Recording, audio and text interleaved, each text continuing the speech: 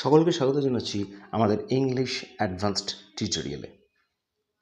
আজকে আমরা একটা স্টোরি করব, আর স্টোরিটার নামটা হচ্ছে lord Buddha and the bereaved mother. গল্পটা তোমরা অনেকেই জানো, অনেকে পড়েছ। ভগবান বুদ্ধ এবং বেরিভড মাদার। এই বেরিভড মাদার কথাটার মানে হচ্ছে যে কোনো একজন মা যে তার খুব প্রিয়জনকে, অর্থাৎ এখানে সন্তান বোঝাচ্ছে, যে তার প্রিয়জনকে সদ্য হারিয়েছে আর কি, সেরকম একজন মাকে বোঝাচ্ছে। চ্যানেলে নতুনদের কাছে অনুরোধ রইল যে চ্যানেলটা যেন তারা সাবস্ক্রাইব করে এবং আমাদের পাশে থাকে। দেখো, এবার আমরা গল্পটা এক্সপ্লেন করছি। Once the only son of a woman died due to illness, leaving his mother grief stricken. একসময় একটা সন্তান, এখানে সন মানে একজন ছেলে বা একজন সন্তান, একজন মহিলার সন্তান, সে মারা গেল অসুস্থতার কারণে। ডিউ টু ইলনেস মানে অসুস্থতার কারণে। Leaving his mother grief stricken. Leaving his mother grief stricken মানে হচ্ছে ফেলে রেখে, তার মাকে ফেলে রেখে গেল সে দুঃখে জর্জরিত অবস্থায়। এখানে এই যে কথাটা লিভিং, এই যে লিভিং, কাকে সে ফেলে রেখে যাচ্ছে? না, সে তার মাকে ফেলে রেখে যাচ্ছে দুঃখে জর্জরিত অবস্থায়। সুতরাং এখানে লিভিং কথাটা কিন্তু একটা পার্টিসিপেলের কাজ করছে, ভার্বের সাথে আইএনজি যোগ করছে এবং আইএনজি যোগ করে লিভ থেকে লিভিং করা হলো। এবং এই লিভিংটা একজনকে বর্ণনা করছে, এই ছেলেটাকে বর্ণনা করছে, সনটাকে বর্ণনা করছে যে সে তার মাকে এই অবস্থায়, মানে দুঃখে জর্জরিত অবস্থায় ফেলে রেখে যাচ্ছে, মানে তাকে ডেসক্রাইব করছে, বর্ণনা করছে। আর আমরা জানি যে পার্টিসিপল হচ্ছে সেই ওয়ার্ডটা যেটা ভার্বের সাথে আইএনজি যোগ করে একটা অ্যাডজেক্টিভকে গঠন করা হয় এবং যেটা একই সাথে ভার্বের কাজ করে এবং অ্যাডজেক্টিভের কাজ করে, বর্ণনা করার কোনো কিছুকে। তাহলে এখানে লিভিং ভার্বের কাজ করছে, আবার অ্যাডজেক্টিভেরও কাজ করছে। The woman loved her son very much, and hence she could not accept her son's death easily. মহিলাটি তার ছেলেকে ভীষণ ভালোবাসত, ভেরি মাচ, ভীষণ ভালোবাসত, এবং সেই হেতু, সেই জন্য, এখানে হেন্স মানে সেই হেতু, she could not accept her son's death easily, সে মেনে নিতে পারেনি তার সন্তানের যে মৃত্যু সেটাকে খুব সহজভাবে। এখানে দেখো অ্যান্ড এই কথাটা দিয়ে জোড়া হয়েছে এই বাকি সেন্টেন্সের পার্টটাকে। She started to think of some measures by which she could get her son back. তিনি মানে মহিলাটি চিন্তা করতে লাগলেন কিছু এমন উপায়, এখানে মেজার্স মানে কিন্তু উপায়, বাই হুইচ যেগুলোর দ্বারা she could get her son back, তিনি তার ছেলেকে পেতে পারেন, ফিরে পেতে পারেন। আচ্ছা, গেট ব্যাক, এই যে গেট আর ব্যাক, এই দুটো নিয়ে কিন্তু একটাই গ্রুপ ভার্ব। তোমরা সবাই গ্রুপ ভার্ব পড়েছো বা ফ্রেজাল ভার্ব পড়েছো, তাহলে গেট ব্যাক মানে ফিরে পাওয়া। এখানে নিয়ম হচ্ছে আগে গেট কথাটাকে, মেইন ভার্বটাকে লিখে দিয়ে তারপরে কিন্তু অবজেক্টটাকে লিখে তারপরে আবার ব্যাক মানে তার পরের পোর্শনটা লিখতে হয়। এভাবেই কিন্তু গ্রুপ ভার্ব লেখার নিয়ম। যেমন গেট হার সন ব্যাক, এই কারণেই বলা হয়েছে গেট লিখে তারপরে সনটা বলে দিয়ে তারপরে ব্যাকটাকে লেখা হয়েছে। The woman thought that Lord Buddha could give her son back, and hence she prayed with Buddha saying, ওই ভদ্রমহিলাটা মনে করলো, থট মানে এখানে ভাবলো বা মনে করলো যে লর্ড বুদ্ধ মানে ভগবান বুদ্ধ তার ছেলেকে ফিরিয়ে দিতে পারেন, এবং সেই জন্য she prayed with Buddha saying, তিনি ভগবান বুদ্ধের কাছে প্রার্থনা করলেন। প্রে মানে প্রার্থনা করা, তো এটার পাস্ট টেন্স হচ্ছে প্রেইড, তিনি প্রার্থনা করলেন। এটা বলে দেখো সেইং মানে সে এই অবস্থায় এটা বলা হচ্ছে যে এইটা বলে তিনি প্রার্থনা করলেন। তিনি কি বললেন দেখো, তার কথাটা এখানে ভেতরে বলা হচ্ছে। আমরা জানি যে ন্যারেশন চেঞ্জের মতো কোটেশন দিয়ে কোনো শব্দ, কোনো সেন্টেন্সের অংশ আমরা তুলতে পারি, আগেই বলেছি গল্প লেখার সময় সেটা ইনভার্টেড কমার মধ্যে, ডাবল ইনভার্টেড কমার মধ্যে রাখতে হয় ডাইরেক্ট উক্তিটা। তাহলে তিনি বলছেন, my lord I have lost my only son, হে ভগবান, আমি আমার একমাত্র সন্তানকে হারিয়েছি, please give my son back to me, দয়া করে আমার ছেলেকে আমার কাছে ফিরিয়ে দিন।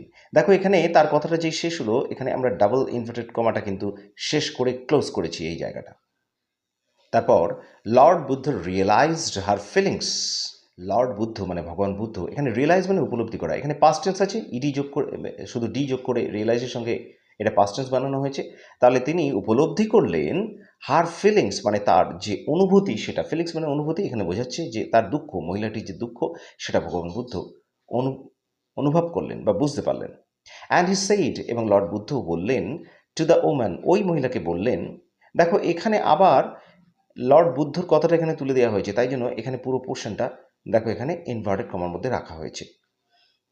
লর্ড বুদ্ধ বলছেন, bring me some mustard seeds from a house where no one has died yet.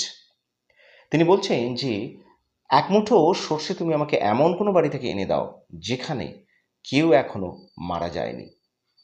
দেখো এখানে এখানে mustard seeds from a house, এই যে হাউস এই কথাটা বলার পরে দেখো where no one has died yet, মানে এই বাড়িটাতে, যে বাড়িটাতে কখনো কেউ মারা যায়নি। সুতরাং এই যে পার্টটা, এই যে সেন্টেন্সটা, এই এখান থেকে এতটা পুরো সেন্টেন্স কিন্তু এখানে আমরা একটা কমপ্লেক্স সেন্টেন্স বলতে পারি। এবং এই কমপ্লেক্স সেন্টেন্সে কি, এটা অ্যাডজেক্টিভ ক্লজ দিয়ে জোড়া হয়েছে। এই যে হাউস কথাটা, এই হাউস কথাটা হচ্ছে অ্যান্টিসিডেন্ট, এই হাউসটাকে বোঝাচ্ছে এই হোয়ার দিয়ে বোঝানো হচ্ছে, তাহলে এটা অ্যাডজেক্টিভ ক্লজ দিয়ে বোঝানো হয়েছে। ডাব্লিউএইচ ওয়ার্ড, এই যে হোয়ার দিয়ে, হোয়ার কনজাংশনটা দিয়ে এখানে বোঝানো হয়েছে। আর অ্যান্টিসিডেন্ট যেহেতু আছে, এই অ্যান্টিসিডেন্টটা, সেহেতু এটা একটা কমপ্লেক্স সেন্টেন্স এবং অ্যাডজেক্টিভ ক্লজ দিয়ে জোড়া হয়েছে। হোয়ার থেকে এই ইয়েট অবধি হচ্ছে অ্যাডজেক্টিভ ক্লজ। তারপরে ভগবান বুদ্ধ বলছেন যে যদি তুমি ওটা আমাকে এনে দিতে পারো, then I will give your son back, তাহলে আমি তোমার সন্তানকে ফিরিয়ে দিতে পারবো। এখানে আমরা উক্তিটা ক্লোজ করেছি, কোটেশনটা ক্লোজ করেছি ভগবান বুদ্ধর, সেই কারণে দেখো এখানে আমরা ডাবল ইনভার্টেড কমাও কিন্তু ক্লোজ করেছি। তারপর the woman said out to collect the master seeds. এখানে সেট আউট কথাটার মানে হচ্ছে বেরিয়ে পড়া। সেট আউট কিন্তু একটা গ্রুপ ভার্ব, এখানে একটা ফ্রেজাল ভার্ব। তাহলে ওই মহিলাটি বেরিয়ে পড়লেন। সেট কথার এটা কিন্তু পাস্ট টেন্সে ব্যবহার করা হচ্ছে। সেটের তিনটে ফর্ম কিন্তু, তিনটে ভার্বের ফর্ম কিন্তু একই হয়, সে কারণে এখানে সেট বলতে কিন্তু পাস্ট টেন্স বোঝাচ্ছে। তাহলে ওই মহিলাটি বেরিয়ে পড়লো কি করতে, না to collect the master seeds, ওই সর্ষেগুলোকে সংগ্রহ করতে, যেমন বুদ্ধ বলেছিল। The woman went from house to house in search of the master seeds. ওই ভদ্রমহিলা বাড়ি বাড়ি ঘুরে বেড়ালেন। দেখো ফ্রম হাউস টু হাউস অর্থাৎ বাড়ি বাড়ি ঘুরে বেড়ালেন কিসের জন্য, in search of the master seeds. In search of এই কথাটা মানে খুঁজে, ঠিক আছে, এটা নোট করবে তোমরা। ইন সার্চ অফ এই যে কথাটা, এই যে ফ্রেজটা ইন সার্চ অফ মানে কোনো কিছু খুঁজে। তাহলে ওই যে সর্ষেগুলো ভগবান বুদ্ধ সংগ্রহ করতে বলেছিলেন, ওই সর্ষেগুলো খুঁজতে তিনি বাড়ি বাড়ি ঘুরে বেড়ালেন। Where a death had not ever entered, যেখানে মৃত্যু প্রবেশ করেনি। But she could find no such house, কিন্তু তিনি এমন কোনো বাড়ি খুঁজে পেলেন না। এই সেন্টেন্সটা এখান থেকে একেবারে এই অবধি টেনে দেওয়া হয়েছে, এটা একটা বড় সেন্টেন্স আছে। এই সেন্টেন্সগুলোকে ছোটো ছোটো অংশগুলোকে সেন্টেন্সে এই অবধি জোড়া হয়েছে। তারপর দেখো, one said my father died last week.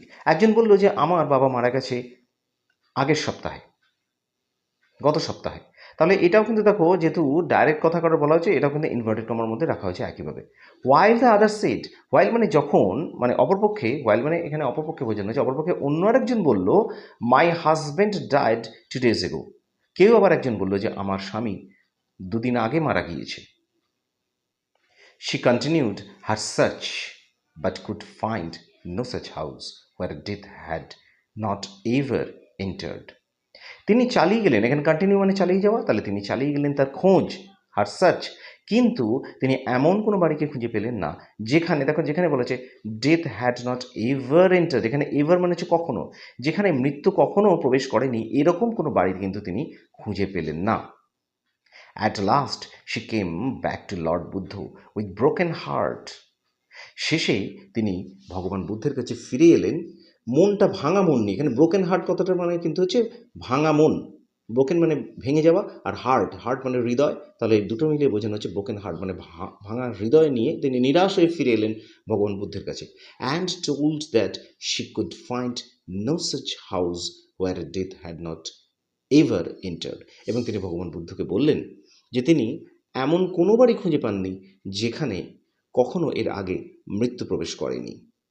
Lord Buddha then told her that death is common to all and no one can escape it. এবার ভগবান বুদ্ধ তাকে তিনি বললেন যে মৃত্যুটা হচ্ছে খুব স্বাভাবিক ব্যাপার, কমন টু অল, সমস্ত মানুষের কাছে স্বাভাবিক, and no one can escape it, এবং কেউ এটাকে এড়িয়ে যেতে পারে না। আচ্ছা, এই যে কথাটা বলা হয়েছে পুরো গল্পটা পাস্ট টেন্স হলেও কিন্তু এই কথাগুলো কিন্তু চিরসত্য, মানে ডেথ হচ্ছে স্বাভাবিক, কেউ এড়িয়ে যেতে পারে না, সেটা কিন্তু আগেও যেমন সত্য ছিল এখনও তেমন সত্য। ঠিক যে কারণে এখানে দেখো এটা প্রেজেন্ট টেন্সে লেখা হয়েছে। এই যে ডেথ ইজ কমন, এই যে ভার্বটা লেখা হয়েছে এটা প্রেজেন্ট টেন্সে আছে।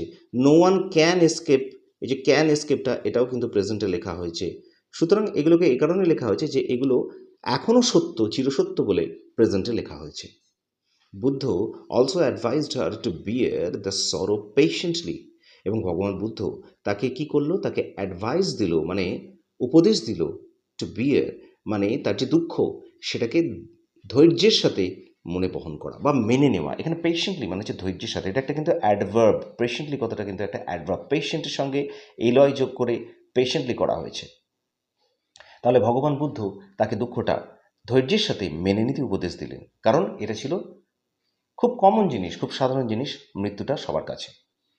The woman could realise that death is common to all living beings. মহিলাটি তারপরে উপলব্ধি করতে পারলেন, এখানে রিয়েলাইজ মানে উপলব্ধি করা, তিনি উপলব্ধি করতে পারলেন যে মৃত্যুটা কিন্তু হচ্ছে স্বাভাবিক two all living beings. Living beings মানে হচ্ছে সমস্ত জীবন্ত জিনিসের কাছে, বিংস মানে হচ্ছে মানে জীবন্ত অস্তিত্ব, আর লিভিং কথাটার মানে হচ্ছে জীবন্ত, জীবন্ত লিভিং কথাটার মানে হচ্ছে জীবন্ত, আর বিং কথাটার মানে হচ্ছে অস্তিত্ব। তাহলে যে কোনো জীবন্ত জিনিসের কাছেই কিন্তু মৃত্যুটা খুব স্বাভাবিক ব্যাপার। She touched the lord's feet and thanked him. সে ভগবান বুদ্ধের যে পা, সেই পাগুলো স্পর্শ করলেন এবং তাকে মানে প্রণাম করলেন আর কি। টাচ দ্য লর্ডস ফিট মানে তার পায়ে হাত দিয়ে প্রণাম করলেন, অ্যান্ড থ্যাঙ্কড হিম এবং তাকে ধন্যবাদ জানালেন এই ভালো উপদেশের জন্য। এখানে দেখো মরাল, মরাল গল্পে দেওয়া যায়, মরাল দেওয়ার মতো গল্প হলে দেওয়া যায়। এখানে মরাল দেখো, উপদেশ, নীতি উপদেশ কি, no one can escape death. কেউ মৃত্যুকে এড়িয়ে যেতে পারে না, মানে মৃত্যু খুব স্বাভাবিক প্রত্যেকের জন্য। আবার দেখো এখানে স্ট্রোক দিয়ে এই আরেকটা অপশন, এটাও কিন্তু দেওয়া যেতে পারে, death is common to all. মৃত্যুটা সবার কাছেই খুব স্বাভাবিক। আশা করি এই গল্পটা নিশ্চয়ই তোমাদের রাইটিং স্কিল বাড়াবে এবং আরও অন্য স্টোরি অনেক লেখার সাহায্য করবে, বা অন্যান্য রাইটিং লিখতেও অনেক হেল্প করবে। ভিডিওটা ভালো লাগলে লাইক করো, আর অবশ্যই শেয়ার করে দিও তোমাদের বন্ধুবান্ধব এবং তোমাদের রিলেটিভসকে। আর কমেন্ট করতে কিন্তু তোমরা ভুলো না যে এই ক্লাসগুলো তোমাদের কেমন লাগছে, কারণ তোমাদের কমেন্টের উপর নির্ভর করে আমাদের উৎসাহ বাড়ে এবং নতুন নতুন ভিডিও তৈরি আমরা করে তোমাদের প্রয়োজন মতো দিতে পারি।